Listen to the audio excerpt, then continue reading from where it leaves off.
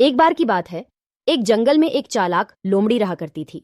गर्मियों के दिन थे और वह भूख से परेशान होकर जंगल में भटक रही थी। बहुत देर जंगल में भटकने के बाद लोमड़ी को एक खरगोश मिला, लेकिन खरगोश मिलने के बाद लोमड़ी ने खरगोश को खाने की बजाय उसे छोड़ डस दिया, क्योंकि वह इतना छोटा था कि उसे खाने से लोमड़ी का पेट कहाँ भरने वाला था। इसके बाद लोमड़ी आगे बढ़ी, फिर से जंगल में भटकने लगी। कुछ देर जंगल में भटकने के बाद भूखी लोमड़ी को एक हिरण दिखा। हिरण को देखते ही लोमड़ी के मुंह में पानी आ गया। लोमड़ी हिरण को पकड़ने के लिए उसके पीछे दौड़ने लगी।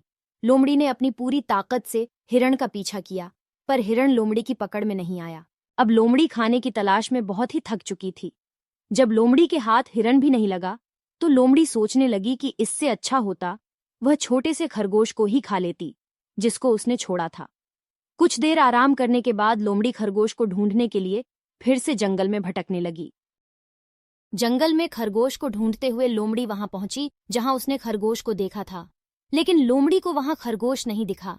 थक हारकर लोमड़ी को अपनी गुफा में लौटना पड़ा, जिसके बाद कई दिनों तक भूखी लोमड़ी अपनी गुफा में भूखा रहना पड़ा।